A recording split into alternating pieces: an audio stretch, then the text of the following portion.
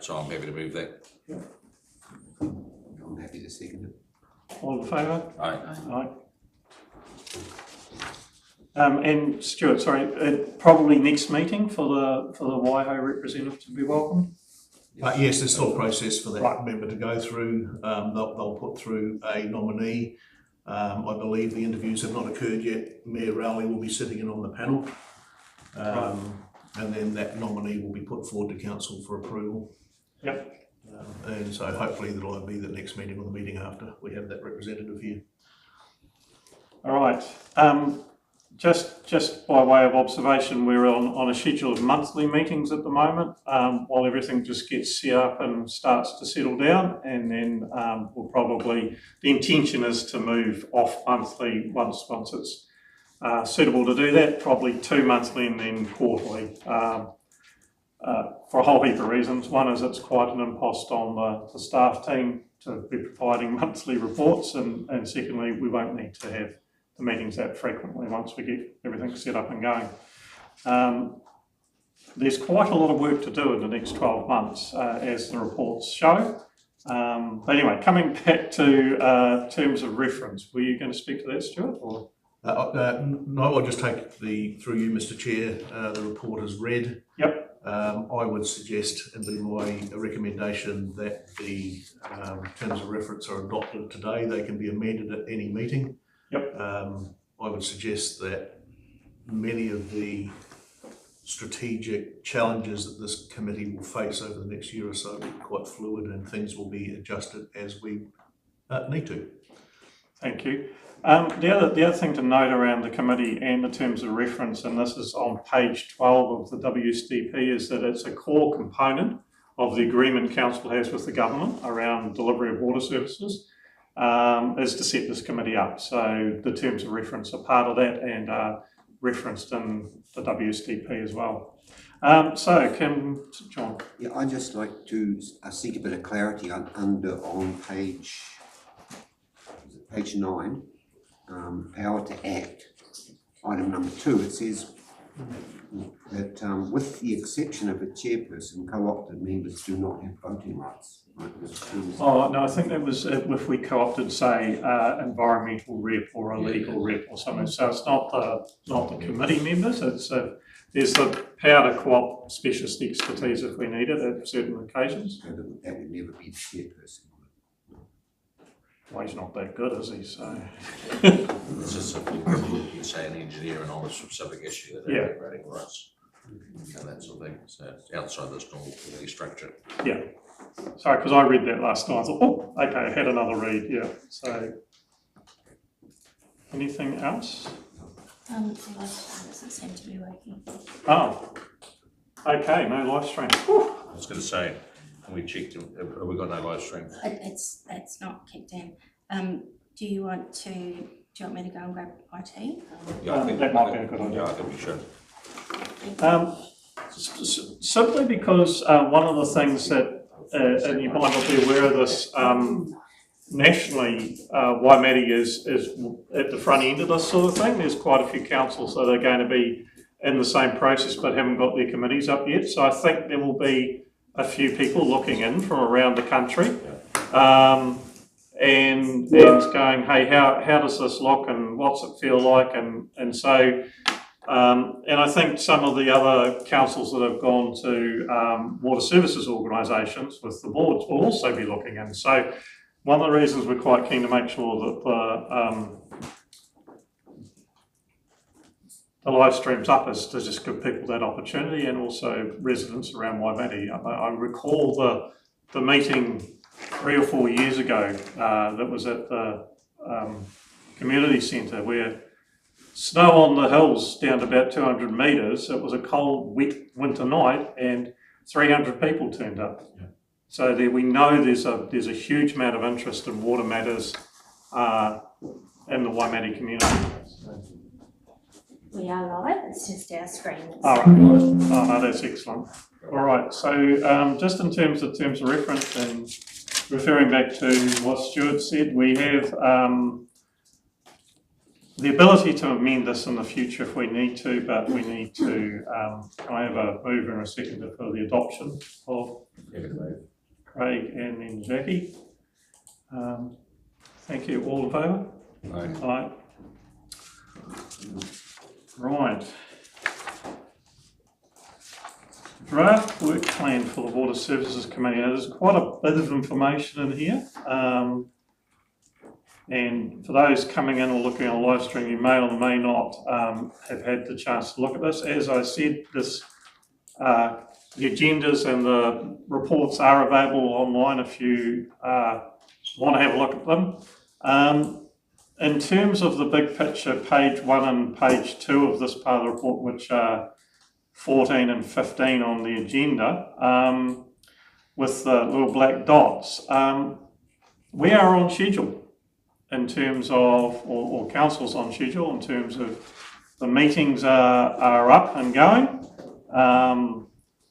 There's an April DIA quarterly progress report, which I'll get staff to talk to, and ongoing compliance discussions with Water Services Authority, Taumata Arawai. And but also as we look forward from this, there's a fairly solid work program for the next year. There is a report, which I'll get staff to talk to, and ongoing compliance discussions with goodness. No, that's working. Yeah, no, it is good. So just in terms of the one thing is there the quarterly progress report. Do you want to talk to that? I think that's actually later in the agenda. Yeah, okay, so we'll come back to that. So, Yeah, all right. So anyway, that just gives us a fairly good indication of, a summary of those 2 pages, of the amount of work that is ahead of the committee and of staff. This is not an insignificant process. I will tell you that it's enough for Waimate. The councils that are going to separate organisations have an additional process whereby they have to move assets across and set up boards and things like that. So this is occupying a lot of time and attention for councils and for staff. Stuart. Just through you, Mr. Chair, I'd like to raise a matter today if we can set aside some time to discuss it. It's not on the agenda, but at some point today we are going to need to talk about the impacts of the Gulf War. Yep. And the cost volatility, and potentially take advantage today of what we may look at trigger points should we have to resequence or defer projects. And just in a nutshell there, Mr. Chair, so if we have budgeted works for any of our schemes, what trigger point do we consider or pull together this committee to give advice to the council that we resequence or defer those projects? Is it 20% extra, 30% extra, 40, 80% extra over budget? Yep. Because of resins and costs, fuel, diesel, very diesel reliant, all of our works. Shall we tuck that under projects and operational update? Thank you. At 4.9? Yeah, okay. Yes, I was watching something last night that was suggesting that 9 weeks after kickoff is when, which we're at week 6 now of that particular incident, that's when the world starts running out of fuel. So 3 weeks to go. But I'm sure you've got information from the government regarding that as well. So yeah, so we'll pop that under the projects and operations. Yeah. Just through, Mr. Chair, just a quick question is on the monitoring of major projects, including the overall capital works program. I see we've got that down for quarterly. Yeah. I was just wondering, is that, should we not be looking at that more regularly than quarterly? I think, or will that come through just as a general progress, come under the general progress reports? Yeah, I think that could just be brought through as required, especially in the context that there may be some deferrals, but by meeting monthly, we do have the opportunity to provide those updates as well. Yeah, so I'm just wondering whether we would just pop in there or as required. Yes. Just so that, because obviously at the moment, as Stuart said, with the volatility of fuel and all the rest of it, things are changing day by day. So I just think that having it quarterly, so we just have as required there, that'd be very good. Thanks, Melissa. Thank you. brilliant.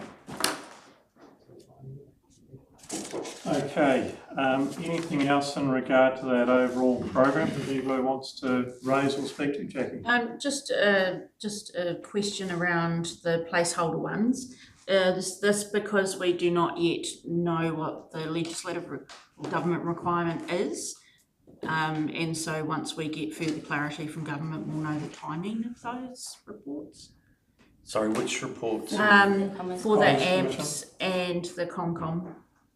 Sorry, I'm not in a position. So there's a placeholder on the AMPS improvement schedule, and there's a placeholder on Commerce Commission. I think that's the only two, isn't it? Yeah, Melissa can answer that. I can probably comment on that. I think the thinking was that it would evolve as we know what the requirements are, so that's why it says it's required. It's the case of we don't know yet. Yeah, I suspected. Thank you. Well, we don't know here. And the AMPS are in progress, and there will be a what do we say about the AMPS? There's an improvement program that drops out of them that will be later this year. That will then be advised. So. Just through you, Mr. Chair, for the Commerce Commission, the broad requirement for the committee is for the committee to understand the level of service you are committing to, the risks we are carrying, and where the money is being spent and why. Yep. So what happens with regards to those, what the Commerce Commission will be looking at, I don't think they're actually clear themselves, but we know what we need to build. The reason why I'm mentioning this is one of the constraints for us will be the staff's ability to produce all of this between meetings. So I'm just raising that with the committee, that we'll do our best. And it should flow through from the asset management plans to investment profiles, but then it's going to be impacted upon our ability to be able to get pipes and widgets and pumps and all that sort of stuff. So it's going to be a little bit fluid. Yeah. And I might also mention at this point, through you, Mr. Chair, that if we get to the point prior to a meeting where we have insufficient information to actually bring forward a meeting, we'll notify you, have a conversation with you as the chairperson as to whether we defer a meeting. What I don't want to have to do is sweat staffing resources to meet this monthly interviews are going to be pretty difficult to meet. Yep. On top of, normal council workshops, council meetings, audit and risk. So I'm just raising that whole timing and what the Commerce Commission will be looking at. But the disclosures to the Commerce Commission are going to be terribly important. I think we'll still have a keen focus on that as we go forward. But I think it's important at this point to say, well, if we've got all of these different layers of council and we've got all of this reporting, and I've said this, I think, when this was first looked at, that the reports that go to, the reports that emanate from the audit and risk meeting, from the workshops, from the Water Services Committee meeting, which is today, that all have to flow through to council, that we're not duplicating reports, that we actually set up templates that don't need changing, they might need slight adjustments to get through to the council, but that's going to be one of our challenges, to set that up, to make sure that we're not because if you have separate reports, you're going to lose information and data.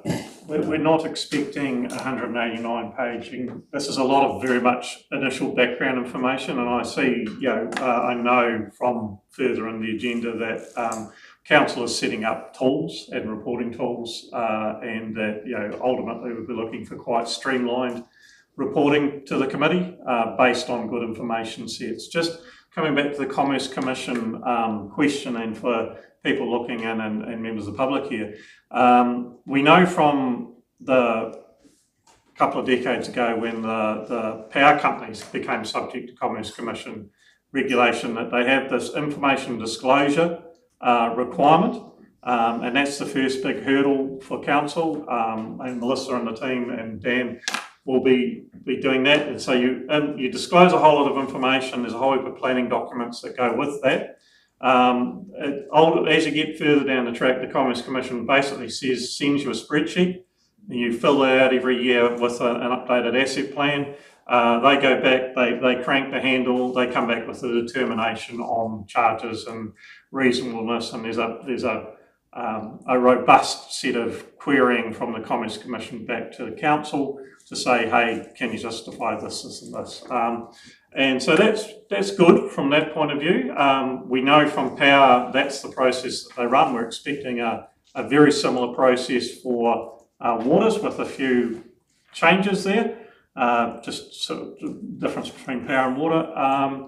And that's ongoing, but that doesn't kick in until next year in reality. And again, the wisdom of this committee and where council is at the moment is we're doing a year of it ahead of schedule so that when 1 July 2027 rolls around, we're ready to go. We've knocked all the rough edges off. We've got all the reporting streamlined.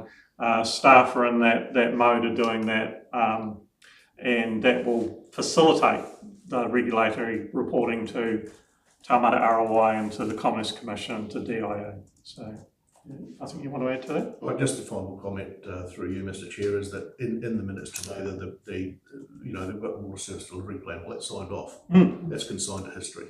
You have to follow it, yes, but our new, I think, looking forward is going to be the strategic asset management plan, which is going to be the bridging document and the water services between organisational purpose. Why do we exist? So this now, so we've got the water service delivery plan, it's signed off by the government. Now we've got the strategic asset management plan to build. And that's going to be our purpose. Yeah. Perhaps an addendum to that, because I don't know how many of you follow the intricacies of South Canterbury social media, but over the last 2 or 3 or 4 weeks, there's been a little bit of commentary on social media around South Canterbury regarding water services set up, particularly around Timaru and Mackenzie. As you may have noticed in the press the other day, Waitaki's been approved and Southern Water, that's the direction they're going. And I felt the need to correct a little mistake in one of the social media posts, which was duly corrected quite quickly. But the reality in local government, I've worked in and around local government for over 40 years now, is that local government is set, what it does is set by statute. And what Waimate District Council is doing is set by several statutes that have passed, or laws that have passed in the last couple of years.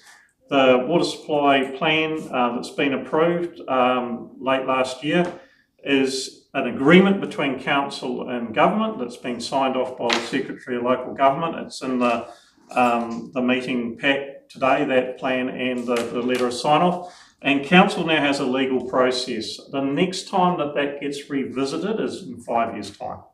Okay, so council now has a legal process. This committee's part of it. It's part of the agreement that council has with the government. It has to implement the WSDP, has to meet the requirements of the Commerce Commission. These are all legal requirements. If council chooses not to meet its legal requirements, then government has options at that point. Council is not going to go down that track. It is well on track for meeting its legal requirements. So, out in social media land, people have lots and lots of opinions about what may or may not happen. Those opinions essentially are everybody's entitled to their own opinion, but council has a very clear legal track ahead of itself for compliance, which it is going to undertake. The next time that council is required to revisit that decision making is in 5 years' time. As if you go through the meeting agenda pack, over 80% of the residents of Waimate said they want the arrangements that's been set up. Council then followed through on that, got all the approvals, got the sign-off of government. So, as much fun as social media is, and lots of people's opinions on it, if you're ever wanting to find out what's really going on, look at the legal requirements and the legal agreements for council, because that's what you have to do. And Waimate District has actually placed itself in a very good place for meeting those. It's well on schedule for that. And we will continue to observe social media and to offer commentary where needed. But that's where it's at. There's still a little, the thing that's going on is the Timaru Mackenzie. That all got decided, I think, late last week or the week before. And there's some differences of opinion around Timaru, certainly, about what's happening. But again, it'll drop into a legal process. It'll be signed off by the Secretary of Local Government, and those councils will do what they need to do from there. Yeah. Right. I think we'll move on from the work plan, and there's a bit more detail further in the projects and operational update in 4.9. Meeting dates. We need to move the recommendation. Is there, I didn't know. Recommendation on page 13. I'm happy to move that we adopt recommendation 1 and that we accept that report. No changes. Thank you. I'm getting a page ahead of myself all the time. Yeah. Thank you, John. All in favour of that? Aye. Aye. Okay. Moving on to the meeting dates, and there is an attached A3 that probably is going to be a little bit hard to see on screen. There are a meeting schedule. The Water Supply Committee meeting dates through the year have been selected so that there's a gap before the council meetings in each case, so that if anything needs to go up to council or audit and risk, the meetings are in that. They are for people to pull in their diaries at the moment, and subject to change going forward if need be, of which perhaps when we get a bit further into the year there might not be one every month, I think would be the main observation. So that information's in the agenda and supporting documents. Generally mid-month, I think would be what we'd say, and always on a Wednesday. So, and the only other question is going to be, which we'll address in 4.9, is whether we can all travel here or whether we need to get on our bicycles. So, Happy to move recommendations 1 and 2. Reports accepted and as presented. thank you. Happy to second that. That's page 17.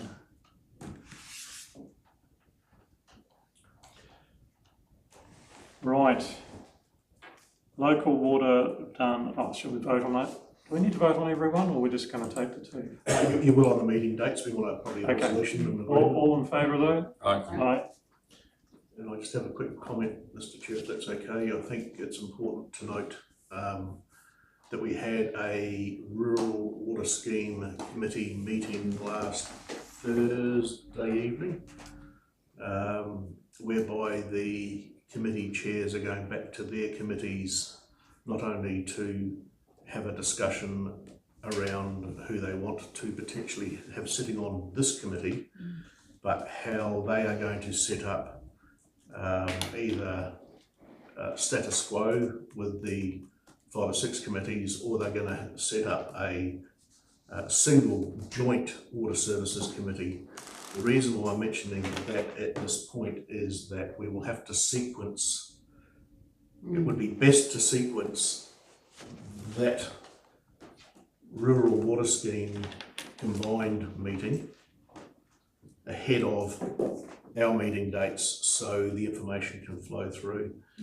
We have also committed to staff providing a bit of a secretariat to those meetings when they occur. But I think, Sandy, that's fairly accurate, but we've just got a bit more information to come back from that group yet. Yes, and I mean, it's up to that committee to set out within reason the structure and the meeting date, but as you said, ideally it needs to be prior to the meeting so then they can feed back into this committee. Yep. And should I note, we've got a exclusion of public agenda item 5.1 to discuss, for this committee to discuss progress in that area. And the reason for the exclusion was to allow a robust and broad-ranging discussion at the time. So that's later in this meeting.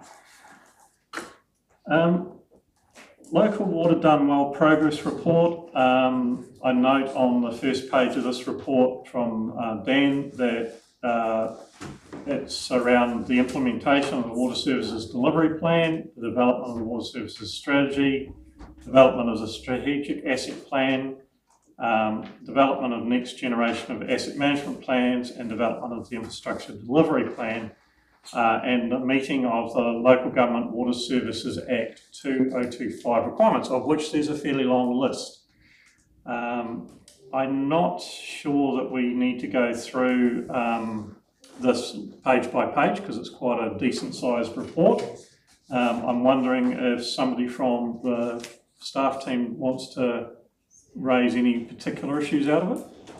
Through you, Mr. Chair, the Water Services Delivery Plan, it's very well developed. Our first reporting timeline, most of those aspects have already been populated, and there do not appear to be any risks or issues with the completion of these tasks. The Strategic Asset Management Plan is being developed, as are the next generation AMPs as well. So I believe that most of these aspects, or all of these aspects, are well developed and progressing well for each of the milestone deadlines. Brilliant, thank you. I think, obviously the committee was a pre-June set-up requirement in the WTP. The other major item there was the financial separation, ring fencing of water services financials. I wonder if, Melissa, you were able to speak to that briefly? Yes, so just making progress on the ring fencing requirements to ensure the separation of the three activities. And so the plan is to incorporate those into the next year's budget, so that 2027 annual plan, and that's all progressing nicely. Right, on schedule and target essentially. Yes. Yep. Okay. Stuart. Oh, sorry. No, I just want to say great job to the team.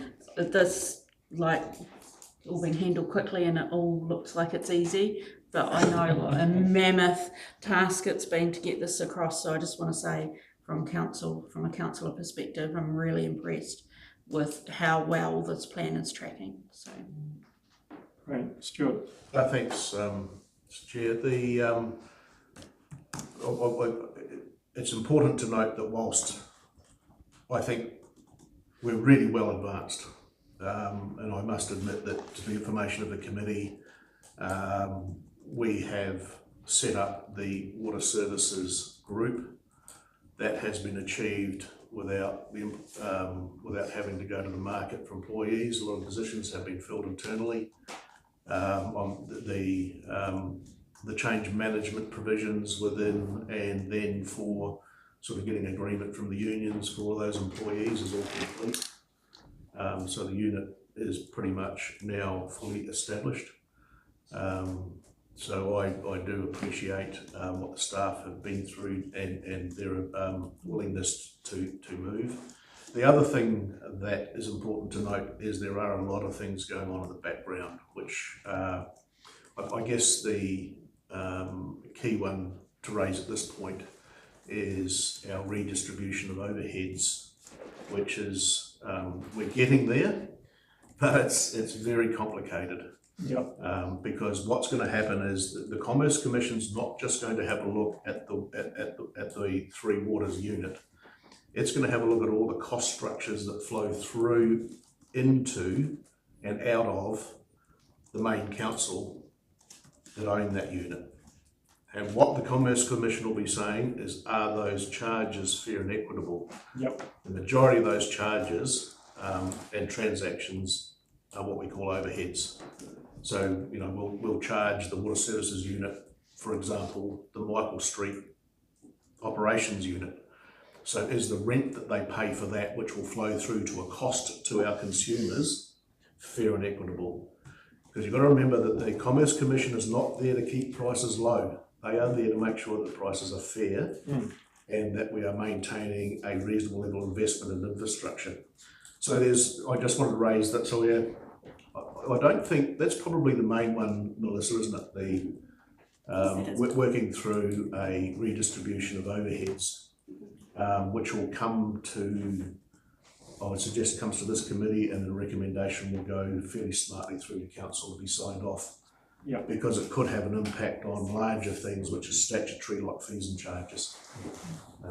I note from the reports that you've also engaged some high-level support to analyse or to model those changes. Yes, we did it. We did initially, we had no choice but to meet the timeframes for the water service delivery plan. So we did a couple of things. So we had Martin Jenkins, who was the primary consultant in helping us assemble generally the water service delivery plan.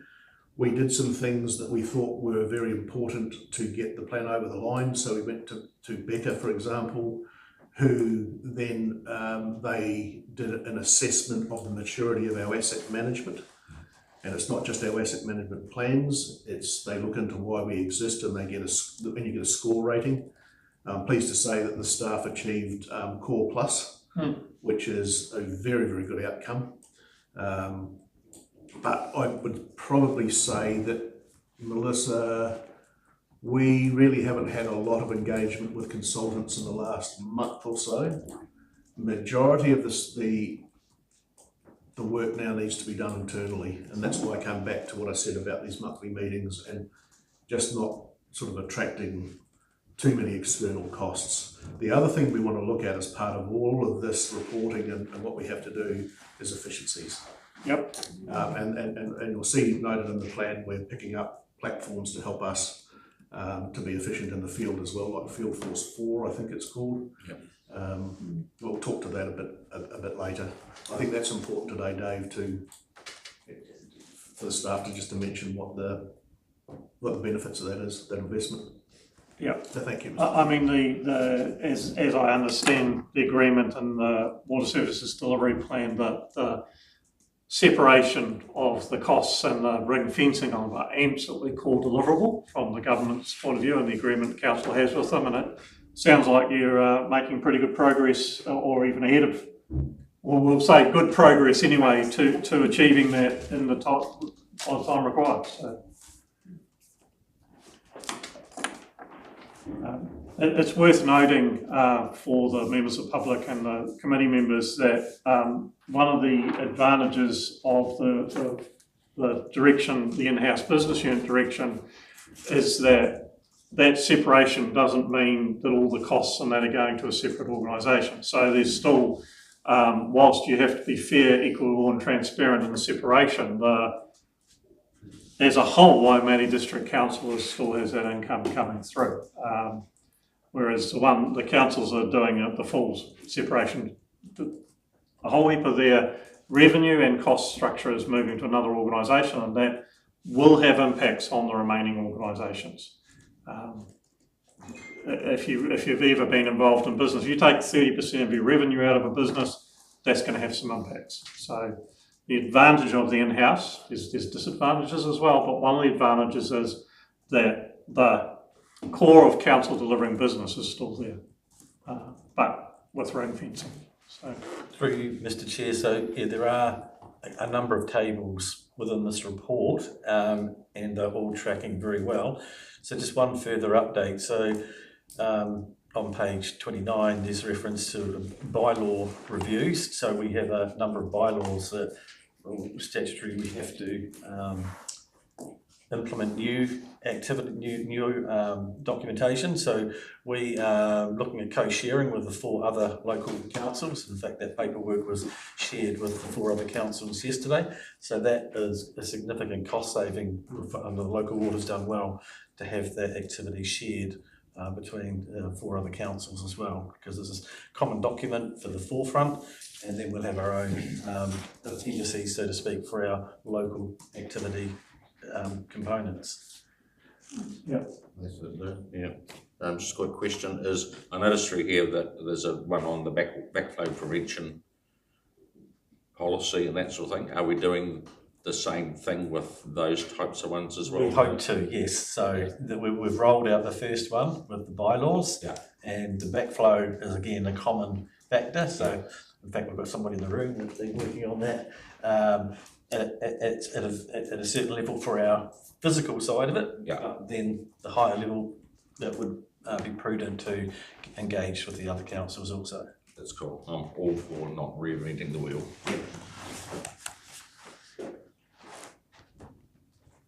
Hey, worth noting that there's 10 smaller councils that have in-house business units that have been approved.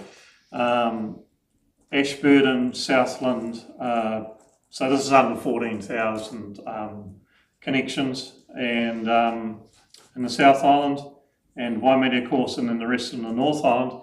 And one of the opportunities that's before Waimate, which is already, as Dave has said, undertaking, is to go back to that old local government principle of sharing resources, so that rather than everybody, this is from me as a consultant, but rather than everybody paying the same consultant to produce the same report and charge you the same amount of money, which over the whole thing wastes a lot of ratepayer resource money, put your heads together, do stuff together, split as the local bylaw is across 4 or 5 councils. You're getting real best value for money that you can for your communities. And so there are a lot of opportunities for that sort of work over the next few years, and I know that the team are pretty keen to take advantage of those where they can, so where it makes sense.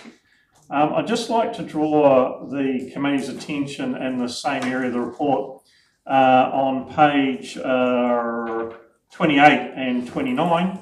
There is a list of Local Government Water Services Act requirements that Dan has produced at an indicative time frame for meeting them. And so this is the new Act, and there are 22 items in that Act that Council has to meet, of which the bylaw review is just one of them. And there's quite a bit of, quite large work streams in some of those. So it's not business as usual. I think that is a key thing, and starting now and going through to June 27 makes a lot more sense in terms of the organisational ability to get these items ticked off and where they need to be, than starting middle of next year. Stuart. Thanks, Mr. Chair. I think it's also important to note that on top of those 21 legislative changes that are set in concrete now, on top of that, we've got coming down potential massive changes to the national freshwater statements and changes to the RMA. Yep. And that's going to have significant Knock-on impacts on about release limits for effluent and all this sort of stuff, and licensing for raw water. All these things are going to come down on top of that as well. Yep. Okay, is any other questions from the committee regarding this part of the agenda? Or are we happy?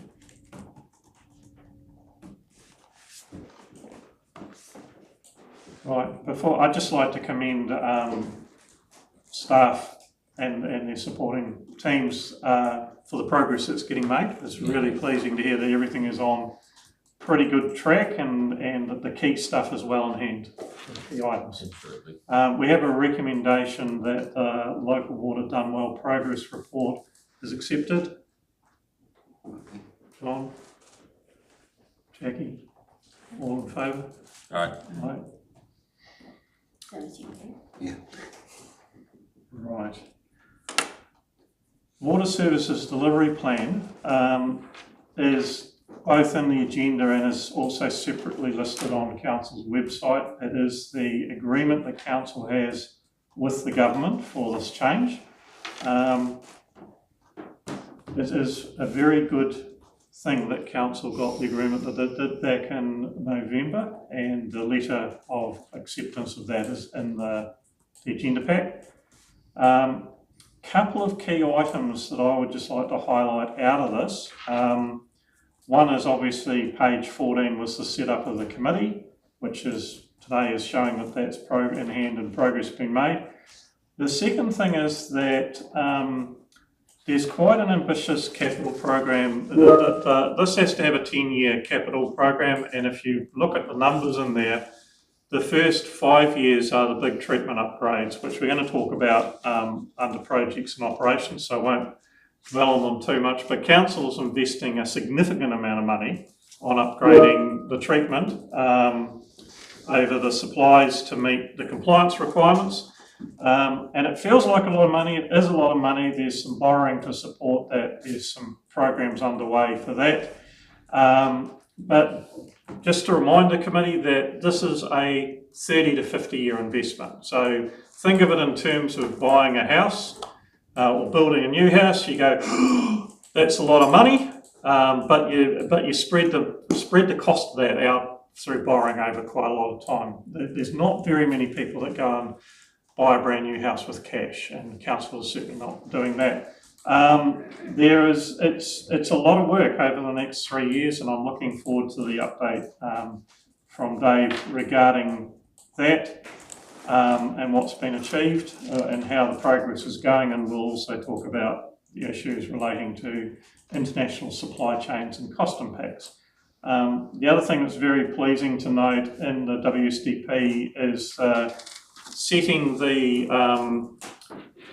team up to deliver this for council, and was very pleasing to hear from Stuart that the staff engagement and change is pretty much in hand. Are there still some positions to fill, or we're pretty much done? We have some positions to fill in the main part of the council, because of course what happened is we had some positions in the main part of the council went into the ring-fenced unit, so we have some vacancies. Some of them, one of them in particular, is proving a little bit difficult to recruit for. But these are, as a rule, filling vacancies. They're not new positions.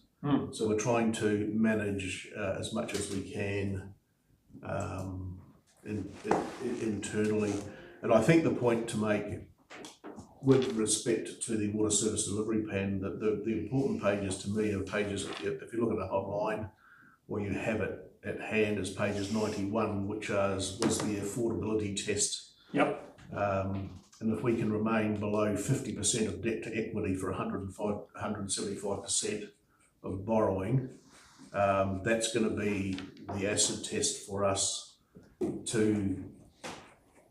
for this committee to look at efficiencies. If that starts to put upward pressure on those ratios, either to find efficiencies or where we can't find efficiencies due to impacts of the Gulf War, making strategic decisions about whether we move forward.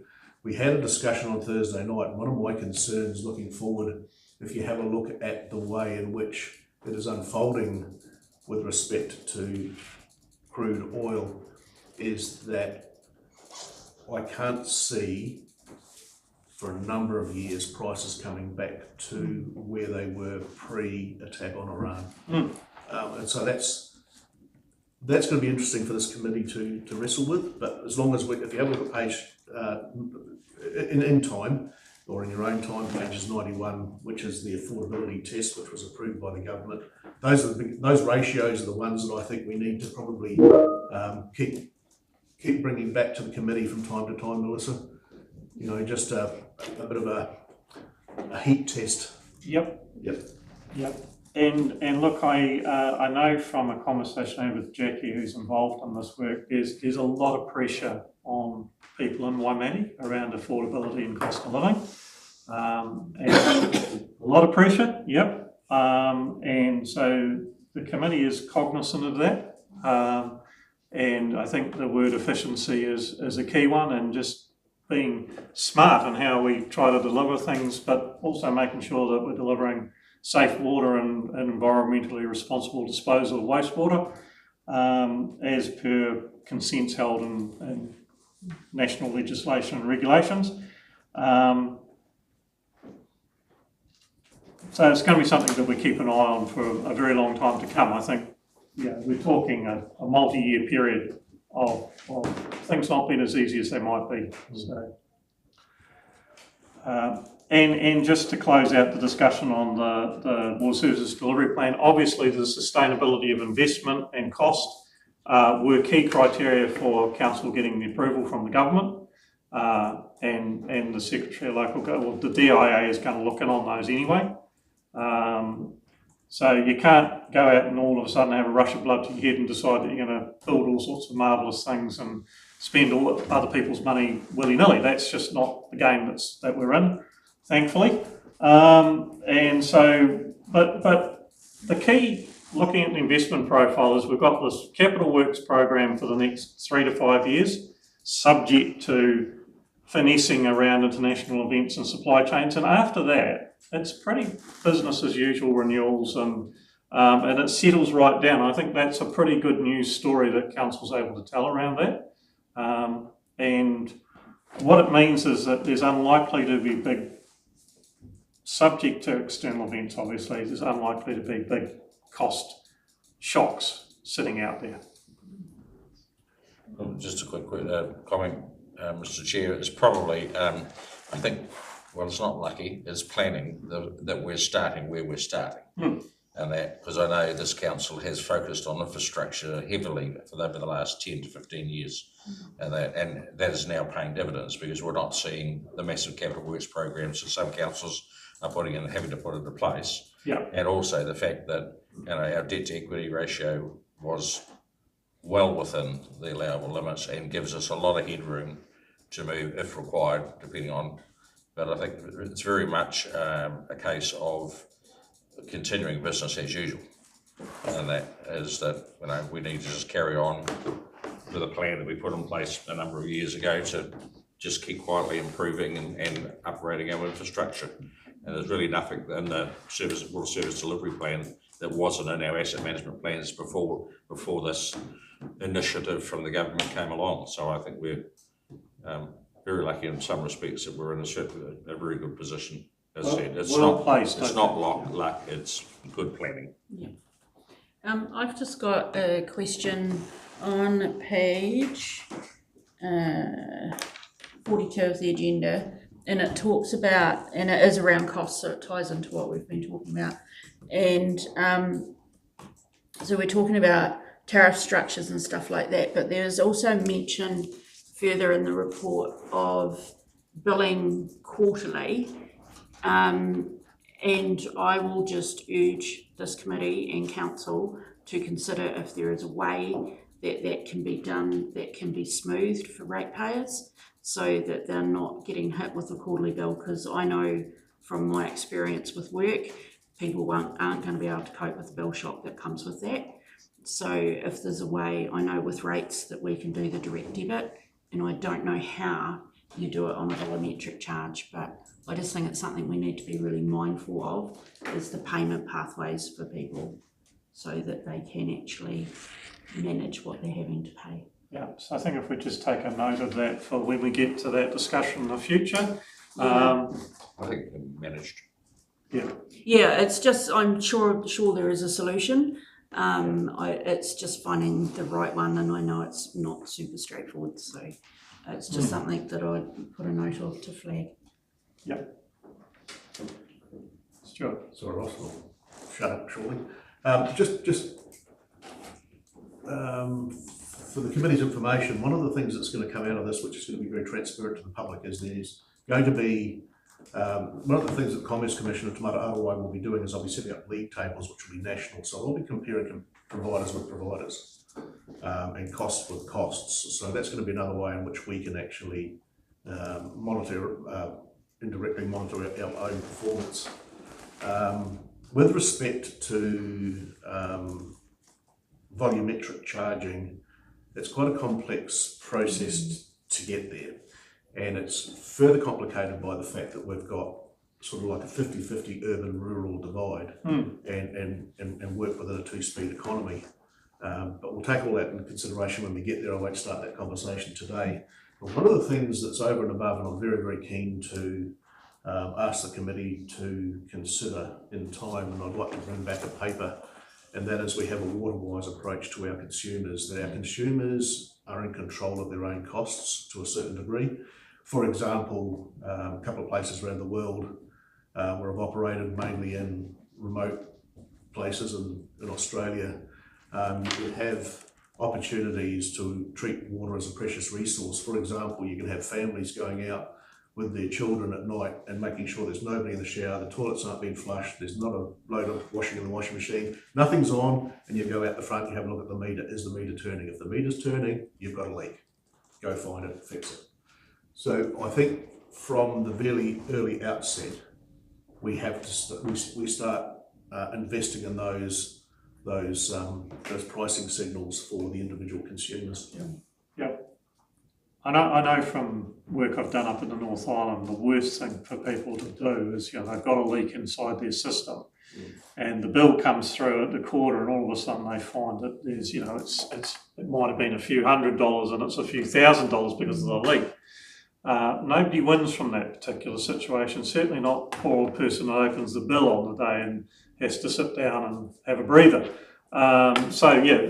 Proactive staying ahead of that is really important. And then what do you do as a council or as an in-house business unit if somebody's in that situation?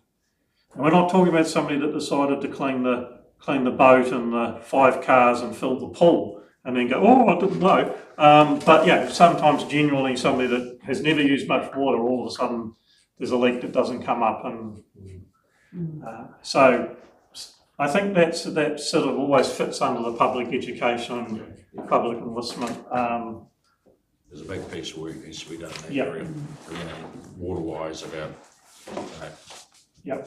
Stuart and I have spoken about it a number of times. We should, the ability to have a tank on the outside of your house to catch the rainwater. You want to wash your car or water your garden, you use that water and that sort of thing. So it's making that sort of technology available to homeowners and ratepayers. Right. And I think it's also just communicating really well early, as you said, around what the implications of this legislation and the requirement to move to a more volumetric charging and what that actually means and the cost, so that ratepayers actually have an opportunity to prepare for knowing what costs are going to be coming their way. So it doesn't happen quickly, all of a sudden. Mr. Chair, they read the meters now. Do they have the ability to flag anyone that's using excessive water? We do. And So I'm probably going to dob in my staff that are in the room at the moment, but we've been reading meters now for 6 months. So, Chair, last week we read 1,600 metres electronically, i.e. remotely, so they're pulsing back when we drive the street. So we can read 1,600 metres in 2.5 hours. With that, it has the components where we can track and trace and see what happens with history. Flags come up for different matters, so it can make a statement, or leak, loss, backflow. So all of those are detectable with these meters that we have installed. So we've still got another 300 odd meters to have installed, but we're getting good information with learning curves with how we can help support with those education processes as well. Because it's not all about telling people off, it's to support them so that we have minimal losses and managing our pressure in our mains and our network as well. The other key things for us is to look after pressure management and then help educate the people about water use. So you would contact somebody if you thought they had a massive leak on it? Yes, I've personally been to 2 properties and our very first time we read them and we were learning the system, and fortunately we did. They were significant losses and it actually caused damage to the property under the person's house that they weren't aware of. So there are certain benefits and credits in carrying out that, and it's not all about doing the nasty thing and wanting to invoice somebody. We didn't invoice them, we didn't want to, it was education. And it's probably important to note that we currently do invoice for excess water usage. Yeah. So, because I have a lifestyle block on town supply, so every year we pay, I think it's every 6 months, we get a bill for the excess water that we use over a normal domestic unit.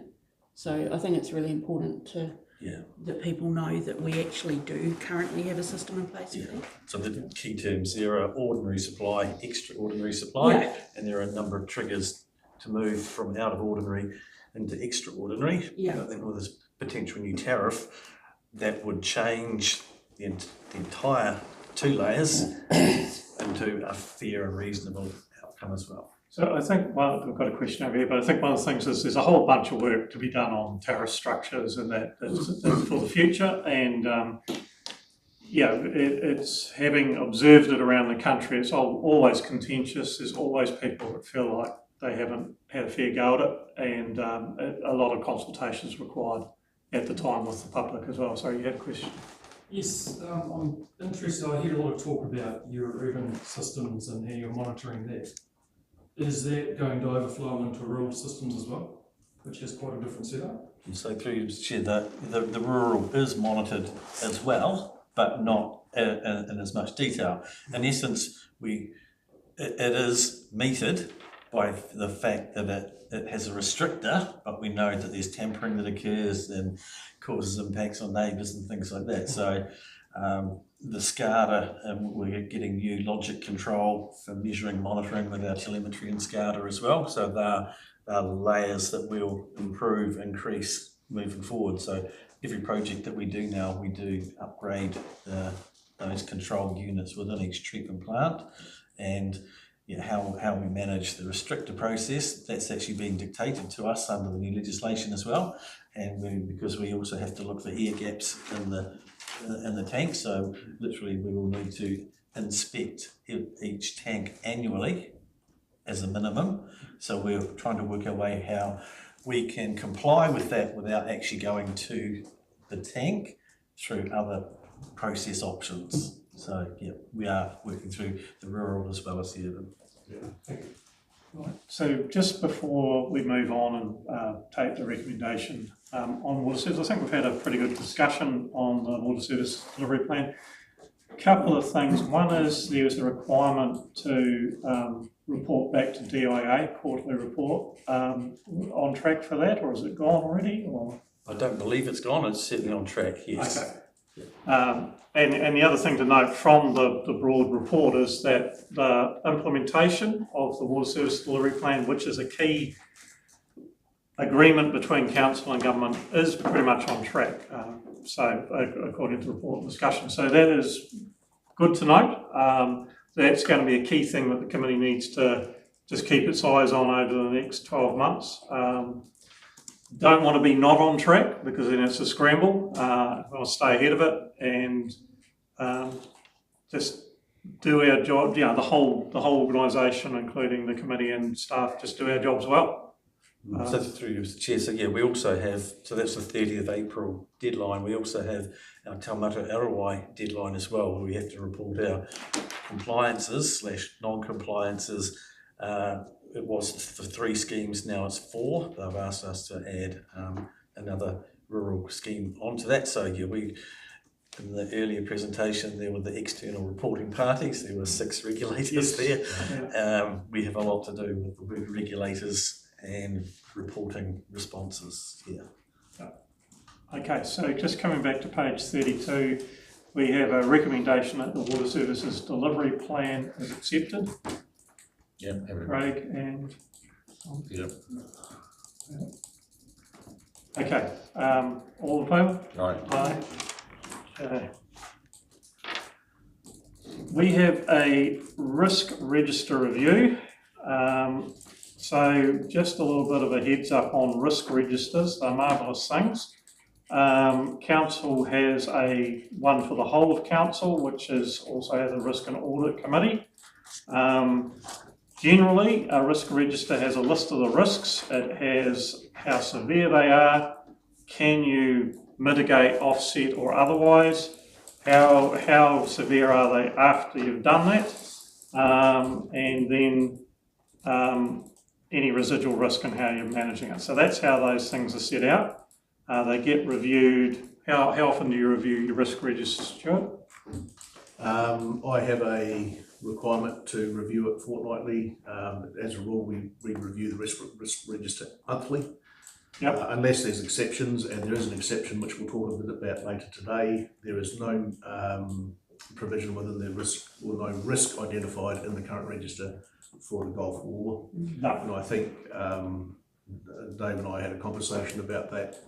I'll probably put some draft comments in there after this meeting, and then we'll bring that back to the next meeting.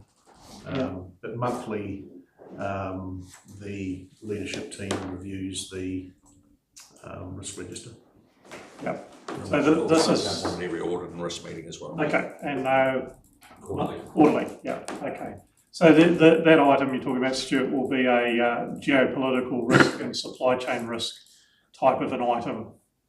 None of which we can, Waimate District can do a jolly thing about, because these are well outside. Unless you've got a direct phone line to the President of the US, your chances of influencing it are quite slim, I would suggest. But just through you, Mr. Chair, I think we'll take the approach of best case scenario, worst case scenario, and what does it mean? We're already contributing as a council to the NEMA National Fuel Plan. We've identified our essential fuel requirements, which of course is primarily our service vehicles, generators, and the like. We just don't know what the tail of this is going to do to us, but we need to be prepared, because at the end of the day, water's life. It is, yeah. And just as an observation, during the pandemic lockdowns, water was excluded from the lockdown requirements, so council was still able to get out there and maintain water services and wastewater services. So it's seen at a national level for what it is, and I know there's quite a bit of work nationally going on around prioritising fuel supply should the country get into that situation. So, just a quick comment, Mr. Chair.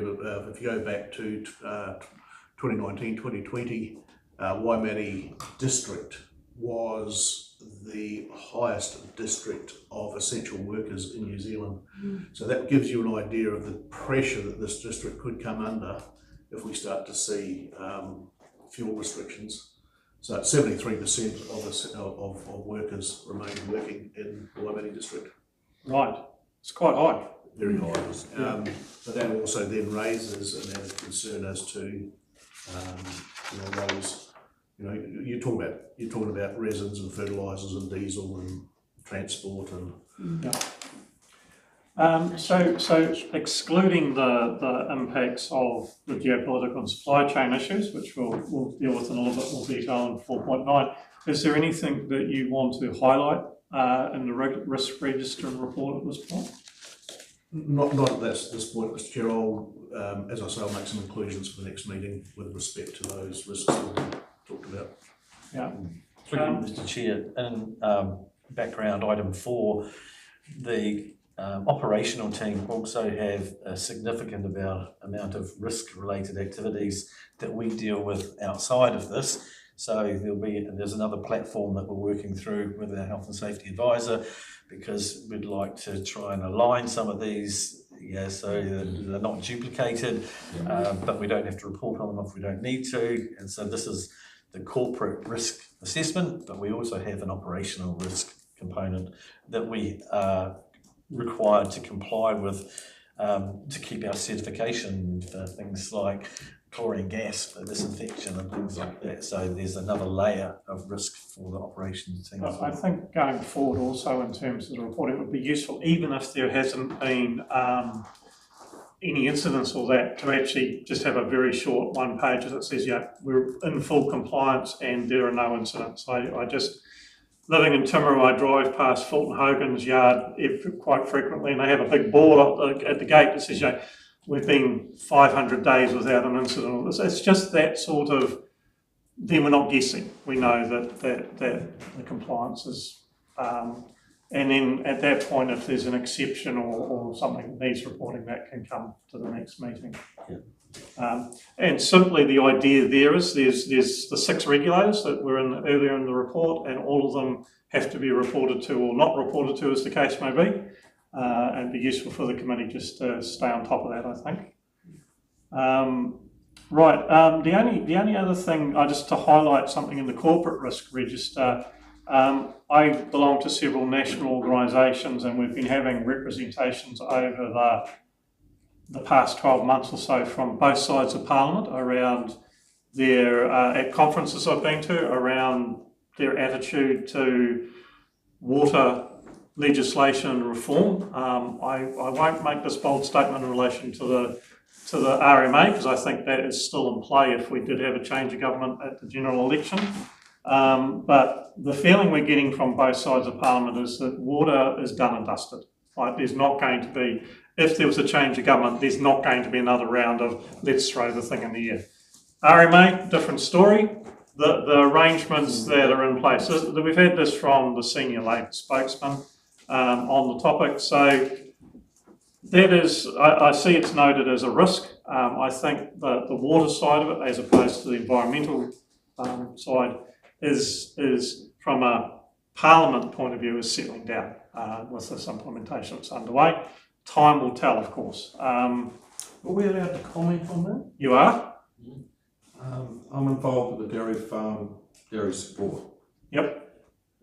That field at the moment is unacceptable, in that what has been fed from ECAN, what has been fed from other inputs to that is just about inoperable. In other words, staff are leaving because they don't quite know where they sit in that frame. Yep. And to those who are trying to get consents, it's just costing more and more money and never achieved. That does scare me. Yeah, I've heard numbers up north of $500,000 for farms, and that's just... Yes. And I think that's what the RMA reforms are targeted at, Martin, is that. What Ross is saying with this drinking water, the three waters. We had Labor with their three waters program. This is National's Water Done Well, whatever the acronym is at the moment. Yeah. I think both have shown that they want to change. So we're not going to see a massive turnaround if it goes back to Labor, a Labor-led government. Say around this. But what you're talking about, I think, is that the changes that are going to come out of the RMA changes. They've already said they're going to get rid of 40% of consenting. When you ask them what that is, no one can tell us. And that's the difficulty we face is, what are we going to be left with doing, and what's environment can it be if it's still around going to be left with doing. Factor, Oh, absolutely. It is, and I think Stuart noted earlier in his discussion that that's a moving subject, and definitely subject to where Parliament lands and the general election, and then where it lands after that. All we can say from the committee point of view and from the staff point of view is that everybody's keeping a fairly close eye on it, and there are potential impacts going forward if all the rules tighten up or changed or loosened or whatever it was. So that's about all we can do at the moment, to say, yeah, we know about it and we're keeping an eye on it, and when the changes come through, the first thing you'll do is say, okay, well, what's the impact, and then what's the impact on budgets and delivery and all those sorts of things. Stuart, I know you want to say something here. Just to remind everybody that on top of all of this, you've got the you've got the desire to disassemble regional councils and reshape them into something, we don't know what, and also the reorganisation of local government, which strongly I think leans potentially to amalgamations. You might see 2 or 3 or 4 unitary councils in the South Island at some point, but I hope it never happens. But the flip side of that, and again, I've worked over 40 years in and around local government, is if I had $1 for every time somebody speculated what was happening in a few years' time, I'd be a very rich man by now.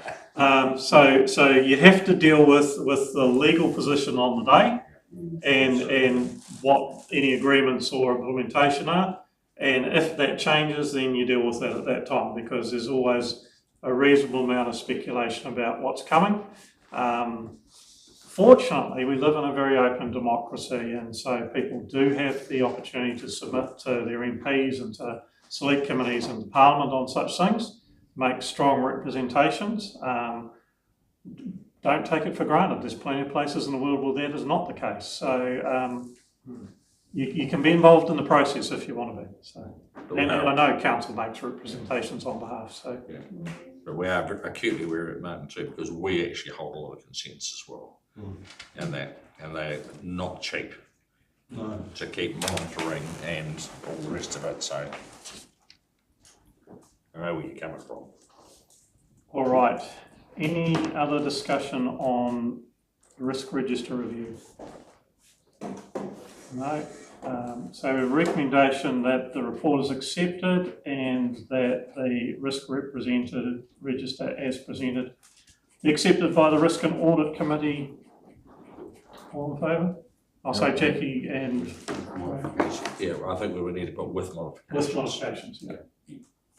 As discussed. So, All right. Luke Peter, seconded, Jackie.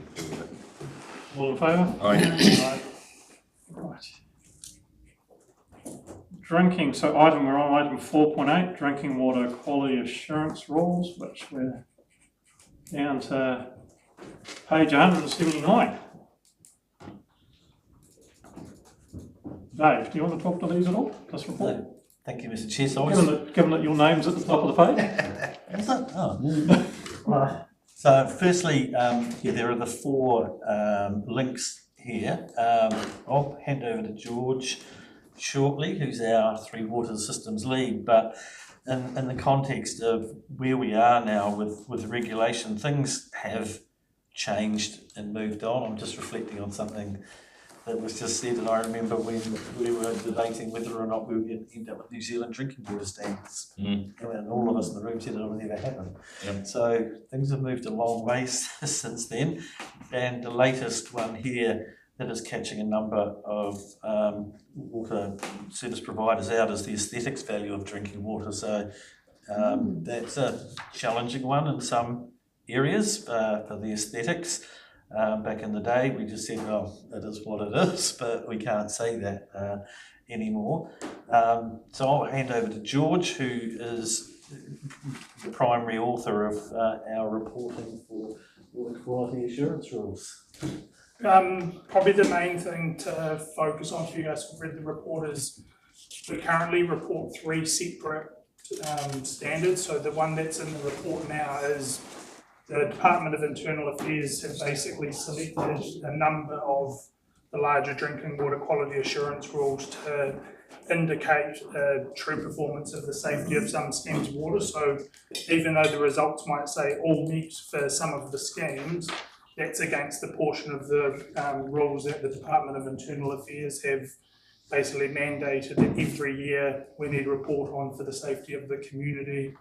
This is how you're performing. It's probably a more accurate way than what was done previously, where it was you either passed or you failed. So now you do get some reports, and most of it is quite accurate. Probably the ones I would indicate is Cannington, Wairanga, say we're all met. That's just due to the Department of Internal Affairs reflecting the size of those schemes and saying these are the requirements you need to meet. So it is just worth noting for the committee as well that this is not the exhaustive quality assurance rules that we report against, but it does still portray an accurate figure of some of the performance against the schemes. And lastly, and I think will get covered off in more detail with the operational updates, is it's taken 2 years of fairly exhaustive work from both the operations team and also the compliance team. I think when a couple of years ago we were largely bred just due to some of the specificities of it with data and stuff like that. So the fact we're largely all met across all of the schemes, and probably the failures that you see are covered in some of our capital upgrade projects, which as the consultant that we use to validate these results, he says if everything goes as it plans and is delivered, then we should be in full compliance across all of the schemes, which I think is a really positive result for all of the communities, whether it's rural or urban. Absolutely. Thanks, George. Could I just ask, you're saying there's 3 different, common sense would say that should be combined, or? Yeah, I agree with that, and I think it's due to the fact, so one set of rules is for the Water Services Authority themselves, so they've published a sort of a big volume of rules that as drinking water suppliers we need to report them. And then the second set of rules is Department of Internal Affairs. It's mainly as a council, so we report our performance for the community. And then third is our resource consent compliance with the ECAN. So I think in an ideal world we would probably have just one set of performance measures, but I think unless they properly shake up the whole regulatory body. I just think it's the world that we live in, and unfortunately it's what's going to continue, and probably as more reporting and regulatory bodies come on board, the reporting is going to get more versus less. Don't let common sense get in the way. Sandy, you should know that by now. I think this is one of the misunderstandings in the community when we look at our staffing levels at council, is that we are legislated to comply with so much, and though that legislative requirement is constantly increasing, and it takes resources to deliver on the legislation that we're stuck with. Yeah. I think the thing is too, this is the report is nice and clear and succinct and easy to follow. And good to hear that the capital programs, which we'll talk about in the next agenda item, are going to deliver everything, all things being equal, full compliance. Once you're in that sort of steady state, the trick is to get your reporting as streamlined and as automated as possible, and taking as least resource as possible. And the other thing is, it's all new for the regulators at the moment too, and within a few years that'll all settle down and there'll be agreed formats for everything, and you try and cut as much of the paperwork out as you can at that point. My observation of the regulators over a long period of time too is that once you've got to put the paperwork up, but if they know you're good and you're doing a good job, they're only looking for exceptions after that. They don't go boring in. If you're somebody that every single month you're putting up, we had a whoopsie, then you're going to be doing a lot more paperwork. So the trick is to, again, always, and for the community, stay on the right side of it, keep everything in compliance, and then say, hey, look, we're all over this, here's the base reports, and knock the workload back in that regard. And that also gives the community an assurance that things are going well as well. Having said that, and I was involved in reports following the Havelock North water incident, the day that happened, they were in full compliance of all of their reporting and other requirements. Yeah. So that doesn't necessarily mean that you're going to deliver safe water. All right, so any other discussion? No? Just through you, Mr. Chair, so there is likely to be more coming our way in the future. We have wastewater that's now a primary focus. So for things like the quality reporting and things like that. I have a feeling we only have the one wastewater scheme at this point in time, and that is in a reasonably good position from my perspective. And we would fit into a category that is at the lowest level because they're going to be rated in level. So when it comes to the reporting, it's not going to stop now, it's going to continue to increase in some activities. Having said that, once you've completed your water services review reports, as I understand underway at the moment, there may be some discussion about additional wastewater consenting and schemes. There's no question that in the I think our consent expires 2035. Ish. There's no doubt that when we go to renew that tertiary treatment will be a requirement to lift the quality of effluent release, which is quite right. You're releasing this effluent to the environment. You want it to be as clean as possible. So we're already considering that, George, I think, aren't we? Yeah, and I think it's a big something to be noted is the size of that whole project as well, and Dan and Dave are heavily involved, and Dion from an operations perspective is it's not as simple as just applying for the new consent. It's also the work that we're operating in a consent that's over 20 years old, and we're operating well within those consented limits. We're now going to get brought up to the modern day, so there's a fairly considerable body of work from a lot of people involved in trying to get that development to the level where we probably will be when we're required to for the new consent. And just through you, Mr. Chair, the other one is that we just keep monitoring the possible inclusion of scheme types with wastewater, particularly the Glen Avey, or we want to make sure that we can move forward with potentially a solution like we have at St Andrews. St Andrews is a global consent where we, on a cycle of 2 years. 2 years. 2 years, we pump the tanks out. And as I understand it, that consent at St Andrews is a bit closer. It's just been renewed. Oh, just been renewed, okay. Oh, well, when I say that, 18 months, but that's due for a consent. Yeah, But that is a good outcome for the consumer because it keeps the price down, and it's good for us because operationally it's The cheapest option. yeah. the most consistent. Provide some assurance as well around quality. Correct. Yep. Okay, so the recommendation is that the drinking water quality assurance rules report is accepted. Yeah. And Yeah, happy to make Right. it. all in favour? All right. Aye. Right. We have the operational report. Which, Dave, do you want to speak to that? I will speak to that. So the purpose, as we said in the first item, is to update the committee about current operational matters and project delivery for the Three Waters Department. It was a little strange writing this first report because we're starting from scratch and I don't know what people know, and we've got to ascertain what people would like to know moving forward in the future as well. So while I've just looked at the heading, projects and operational update, maybe it should have been major projects and operational update because we actually have a lot more going on than these 14 items that I've listed. These are the significant projects, and from an operational perspective, we are a little different to other authorities in having the in-house crew that carry out operations and maintenance and minor projects as well.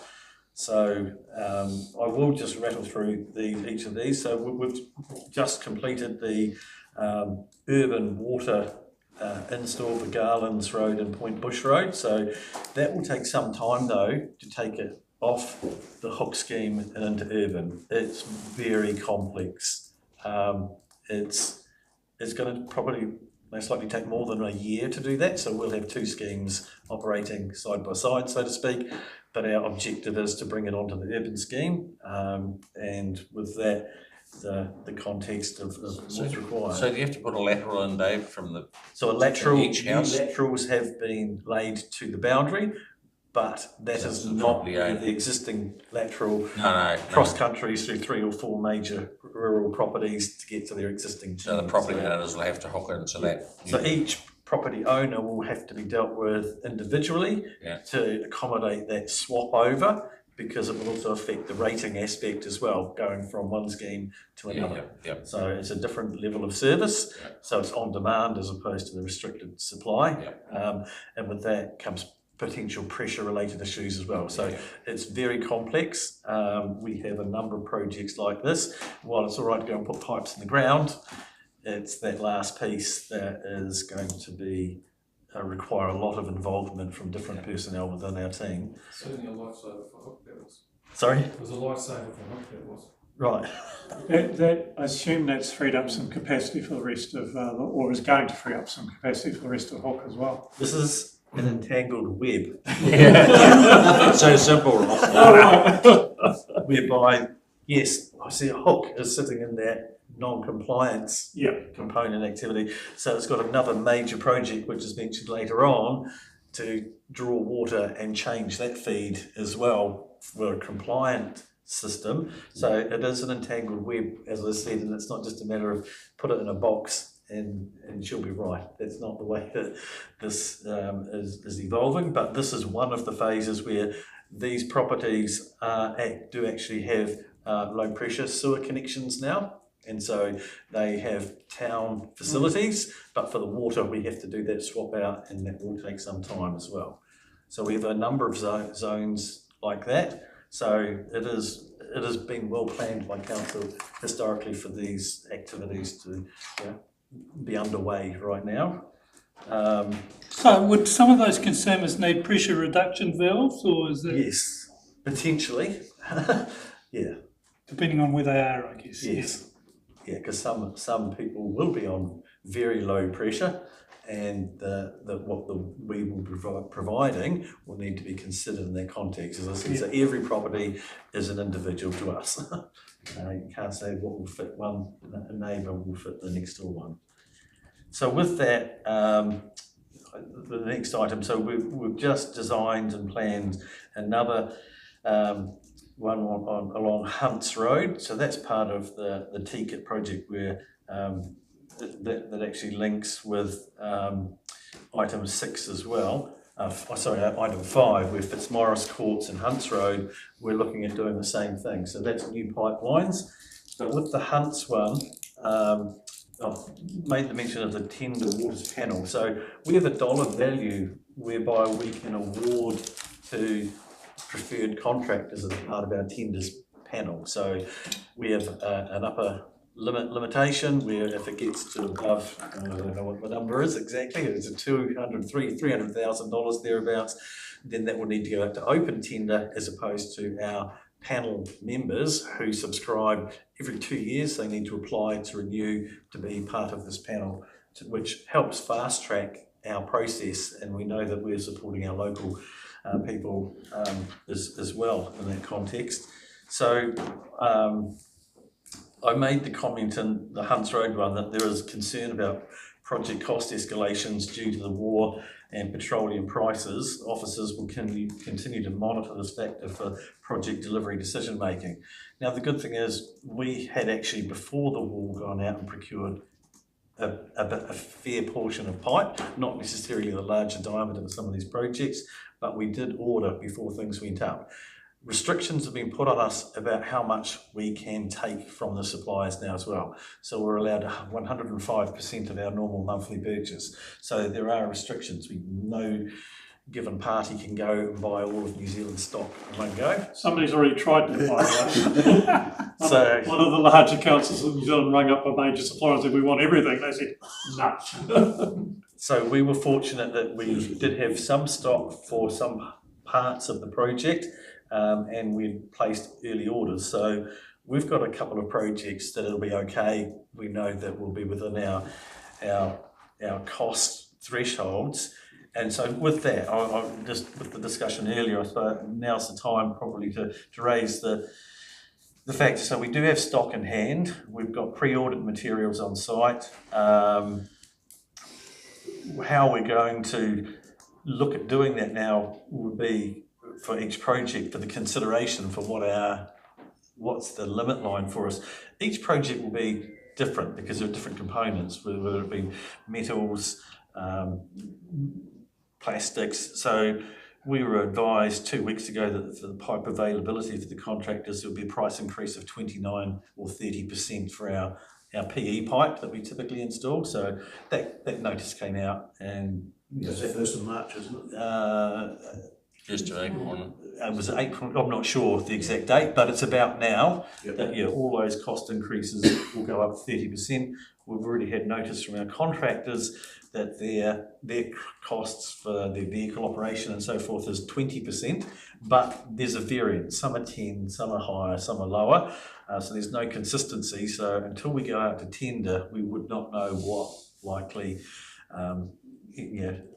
Having said that, I'm sure we're all noticing the daily change in the fuel prices at the service stations. You might find that your contractors tag that out of their tender and just say it'll have to vary because it's only 3 or 4 weeks ago that we were paying $2 something for 91 and less for diesel, and now it's all up over, was it $4 somewhere around the country for diesel at the moment? So we have taken that into consideration, and the reference to cost escalation was brought into it, which I personally don't believe is a feasible option because our contracts are such short term.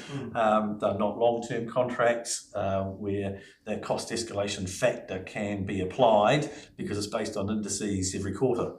Now, we finished a project within 4 to 12 weeks, so it wouldn't even get outside one quarterly measurement. So as the chair's alluded, we have to look at other options to support the contractor, knowing that there's force majeure is rather than cost escalation factors and how we consider that. So I believe that we should be going out to tender still. In fact, I've seen a few contract documents pinging while I've been here, so we're ready to go out for at least 2 very shortly. With that, we will consider what that cost escalation might be compared to the original engineer's estimates. So just in terms of both petrol and 30% odd on plastics is quite a savage increase. Is there any feeling that that's going to delay or change the timing on any of the projects that you've got mentioned in this report? Or? So the most significant project will be item 6, the 2 contracts relating to Otaio Hook water treatment plant and new water main. That, in fact, I've just seen that's come through. So it's been a very complex design for the operational to take it and make the water come from a new source and bring it towards Waimate, I'll say. With that, we were looking at a 14-kilometre pipeline. With the recent reshuffles that have just been done with the water modelling, that might turn out to be 17 kilometres now, but it's all in the name of looking at the pressure rating of the pipe and the ongoing costs of the pumping component as well. So it's weighing those factors up for what is the best long-term life cycle cost for the operation of that facility. So the biggest one will be the Hook Otaio with, we'll call it in the order of 15-kilometre pipeline. Yep. That's a lot of PE pipe cost increase. So is there a dispensation day for us buying pipe for that? Because that would be well outside our normal 105% monthly purchase. Oh, definitely, and we're not completed the design, so we don't know the pipe pressure Right, ratings so- yet. So we don't have sufficient information to comfortably go and procure any significant. No, so I was just wondering, well, you said that we're limited now to 105% of our normal monthly, so There is a clause tagged Yeah. other than projects. Right, okay. Who's going to make that determination? Okay, no, that's... So just the availability of pipe might delay the project somewhat. Yes. The other thing I was going to ask is, with the escalation of cost, and in the short term it becomes really expensive or effectively unaffordable, what happens? Does Hook Waituna have the ability to carry on now where it is, or is that not really an option? So the Hook scheme is a reportable item to us to Taumata ROI, and so our next report is due the 30th of April, and in that we will need to make mention of the factors that are going to influence the availability and the affordability of this project for the now. There might be some portions that we can do, but not maybe it's unknown that we might have to defer some portions of it. So there is some flexibility there from Tomato Arroway, or is it you will comply? I cannot speak on behalf of... No, You're trying to very put- wise, Dave, not to speak on behalf of I'm trying to put common sense back into it again. Through you, Mr. Chair, I think this is going to be a debate between the regulators and Wellington, and that will be that these costs nationally will be made known, and whether they decide then to push forward and force these upgrades. You've got to remember, 80% of our upgrades are actually converting stock water schemes to potable drinking water schemes. Yep. It's going to be up to the government of the day to test their political appetite to push capital investment at a time where you're seeing 30 or 40% increases. And that's going to be an interesting, and predicting that, I'm not going there.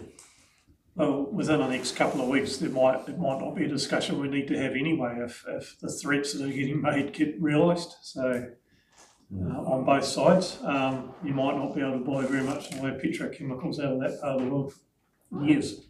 Well, I think the major threat at the moment is actually Jet A1 and jet fuel. That's going to be the first thing to go. So we'll just see. I mean, I'm not a doom scroller. No. We'll adapt and accommodate, but at the end of the day, I come back to page 91 of the Water Service Delivery Plan that talks about affordability. And that's where this committee is going to have some really interesting conversations. And to give advice to council, and then therefore through me to the internal business unit.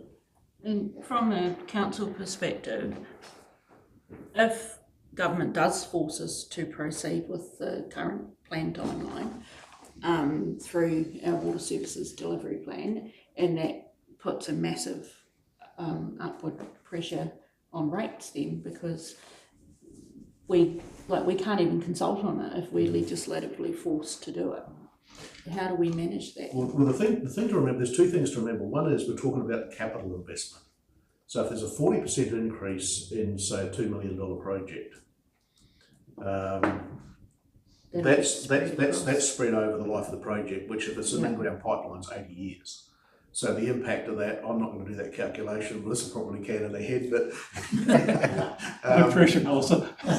So the reason why I say this committee is going to be so important is we've got to bring that data back to this committee and say this is going to be the impact over the whole of cost of the project, and look into a crystal ball a little bit to say, well, we can hold back in the hope that those prices might peel back in time. But what if they don't? And we've got to look at, and that's the conversation. We'll have these conversations directly with Te Mararoai. Have to. But you know, it's going to be an interesting challenge for this government coming into an election. Yep. The bottom line is they can't force something if there's no pipe. If there's no pipe available. Yeah, if we can't deliver because we can't deliver, we can't get the materials, we can't deliver. And there's nothing the government can do about that until that schmozzle sorted out in the Middle East and fuel prices start coming down and resin becomes available, the pipe will be in short supply. So you're not going to put resin pipe in the ground if it's not available. So actually, Mr. Chair, put a timeline context on both items 4 and 6. So for Otaio, it's a pipeline, but it's also a new treatment plant. So council already has the bore established. The treatment plant has been awarded, so that is under design and ready for construction any day. But there will be some cost increases, which has already been identified. So. And that is for Otaio water treatment plant, the proposed new one, and also for Lower Waiho for the upgrades there. So if I could just add to that, the Lower Waiho pipeline was completed last week. So we have a year, maybe up to 1 year delay for each of those two treatment plants before they can be available and for the deliverable. But we do have a pipeline, thank goodness, before the very bad weather came. So in that context, there are other factors. It's not all about pipeline. There are other components that are essential for our deliverables there. To give you an example, committee, and I think I can talk openly about this, but we had real-time information coming off our contractor for that particular, and once the fuel increases hit, they were up for an extra $500 a day in diesel. And that was like 3 weeks ago, so that's probably 8 or 9 weeks. That's just one little contract. Yes. I don't want to say I told you so, but I'm going to. That pipeline has been with this committee for 2 years. Oh, would have been lovely if we completed it a year ago. Which pipe, sorry? That from Otaio to the Waituna Hook scheme. It was muted. It came through our group, over 2 years ago. And we went into quite a lot of detail as to whether it was the right thing to do or not, and agreed it was. It's actually nearly 10 years ago or more that the filtration plant that is in the existing creek was deemed unacceptable, and nothing has. So, but there is one aspect in all of this that I think we should take on board, and you brought it up, the fact that that water started as stock water, and now we're getting more and more it is just purely potable, purely because a lot of those users in those areas, and down my end of the scheme, we don't use the Waituna Hook for stock.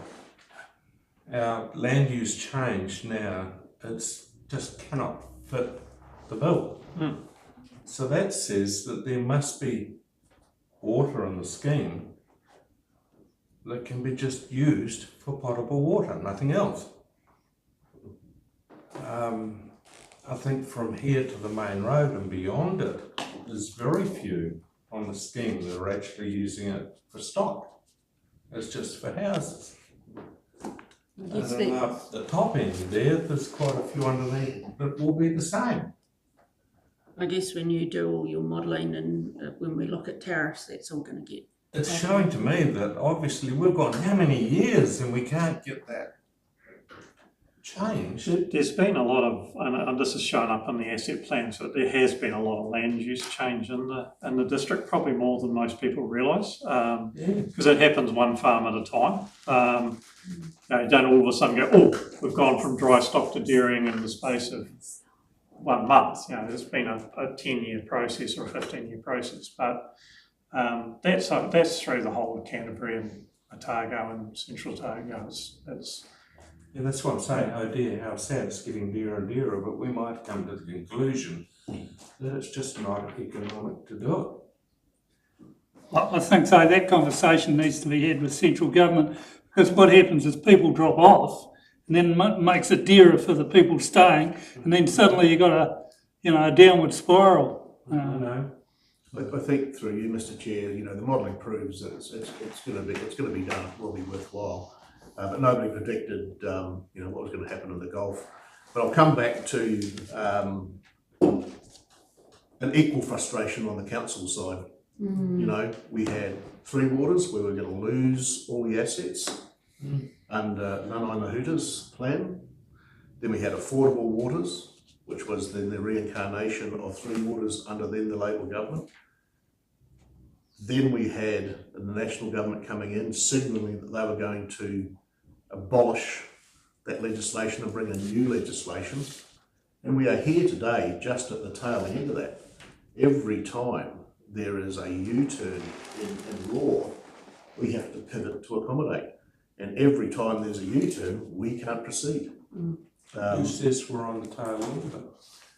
Well, Seldom that you meet somebody quite as optimistic, but what I was going to observe here, because I work right around the country, Dave, was to commend the number of contracts let and the amount of progress being made, because there are councils around the country who are in a state of paralysis with the capital works programs and just aren't getting stuff done. And so they're not having the conversation about, oh, look, we've got all these contracts let, we're doing lots of good stuff. They're like, we haven't even got the designs done. Because that's part of the impact of the amount of change that's happened in the last 5 or 6 years. So I was looking at this list and thinking, wow, council is delivering pretty well. Bearing in mind there are frustrations about the delays and changes. But this is not new stuff. I mean, I can remember arguments up in, I used to look after rural water in Timaru District in Strathallan, back in the early 80s. And there was arguments about, did we want to change a stock water scheme to a drinking water scheme? And there was 50% government subsidy available at that stage, and the farming community can't afford it. No. The idea was the subsidy was going to last forever, so these are not new conversations. I think it's just part and parcel of rural water in particular. But it feels like the team are actually making some pretty good progress within the constraints they've got. I agree. Certainly compared to some of your contemporaries in other places. So. Yeah, I'm not picking on, that's reality. I get the evil eye, but that's what's happened. That must influence how we plan in the future. So I suppose that's a good segue into what we're planning for the future. So as part of this whole process, we also have to map and demonstrate availability of water to consumers who are currently not connected. And so that's something we've got, I think, from nearly a couple of years to further investigate. So we're well developed in that area already with some mapping. In fact, that was on one of the earlier documents there. What we do know also is that in December in the Morven area, 3 bores, shallow bores, went dry. So we've had 2 requests from memory for connections onto the scheme.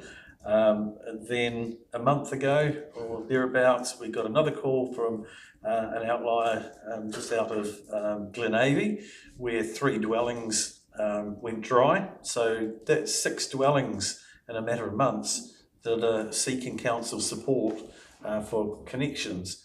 The biggest challenge for those people now is trying to get a tank. So we can usually get a concrete one rather than a plastic one. So council has done its part in establishing and enabling that, but there are the property owners matters to be addressed as well. So just as background, without the other incidents and issues that we have with the public and the impacts, with no water for those activities. So our focus. So we've just completed Glenavy Township itself, and that's going to be a serious project on its own because it does have low pressure. And it's only a small bore pipe feeding the town. So we're currently working through the issues and options to further progress that. So we look forward to bringing that back to you in the near future for the issues and options to improve that flow pressure. Unfortunately, Glenavy is not it's not being the residents there are consuming more water. The expectations are higher, whereas their volumetric takes. So our standard connection unit is 1,800 litres. So some people in Glenavy are on 900 and some are only on 450. So that's a half of a standard connection. So then comes the minimum 4-day storage because it is a rural scheme. And there are certainly quite a number of people who do not come anywhere near having minimum 4-day storage. We receive calls within 8 to 10 hours saying that they're out of water.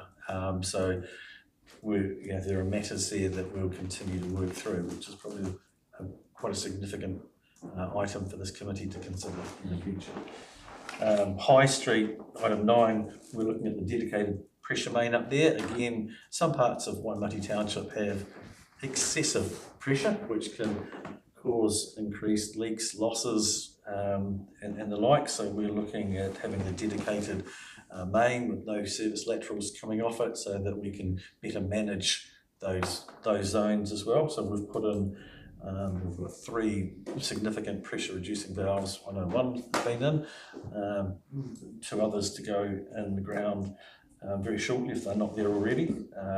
So we're working through some of the key asset management considerations that we must take care of. From the sewage side of things, so we just completed Augustine Street, which was trenchless technology.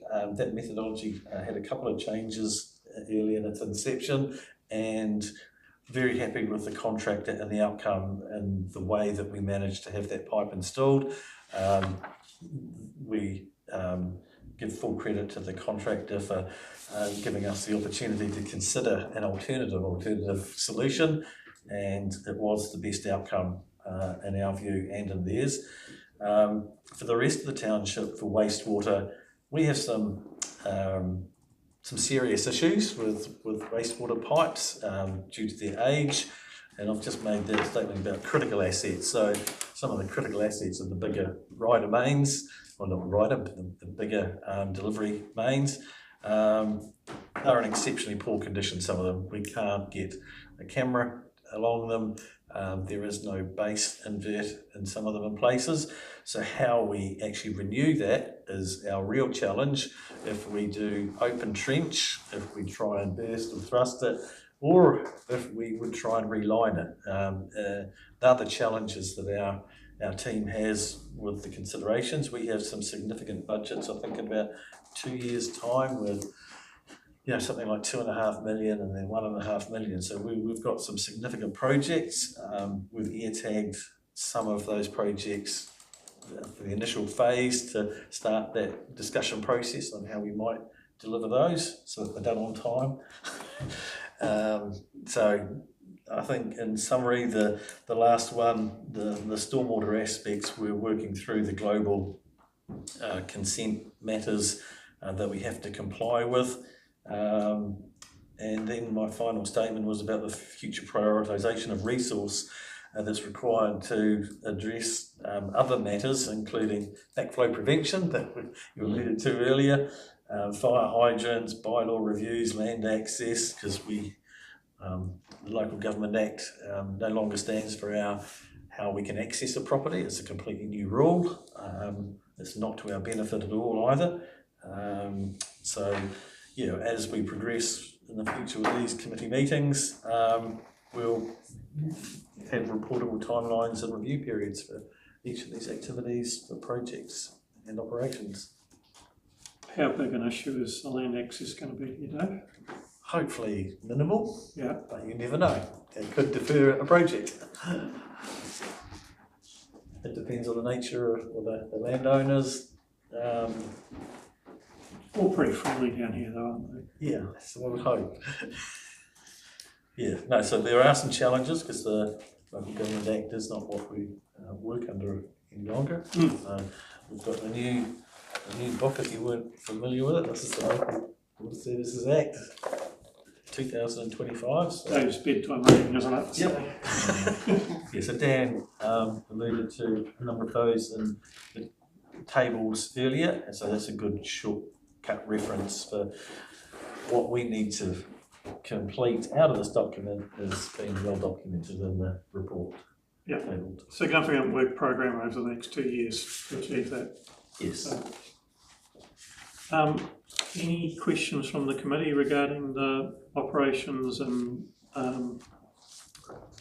projects update? We're all good. And I going back to the earlier discussion around impacts of geopolitics and global supply chains, clearly the staff team are just going to keep a watching brief on that and advise as they can, given that it's changing day by day at the moment. So, and I imagine, well, the thing is, if it really goes completely pear-shaped and there's no fuel and no bitumen and no plastics and things like that, Waimate District won't be the only organisation in the country that will be making representations to central government about what happens next. So you will join the submissions at that point, no doubt. So, all right. So we have a recommendation that the projects and operational update report be received. Peter and Jackie, in favour? Aye. Right. We have a public excluded report and discussion. Sorry, I was just going to bring this up in public. It'd be really good as a councillor at some stage we could have a tour of some of these. Yeah, we're going to check. Yeah, again. Yeah. No, that'd be great. We're going to organise a northern and southern tour and take in a lot of this infrastructure. Yeah. No, great. There you go. The mayor's read your mind. It's a bit scary. All right, so public excluded. The subject matter, there's reasons in the agenda under item 5 as to why this is excluded under section 7(2)(f)(1) of the Act to allow free and frank expression of opinions by or between members, officers, employees. And so the general approach of this committee is going to be have as much as possible discussions in public to allow transparency and good democracy. This particular subject around that we're discussing is one of some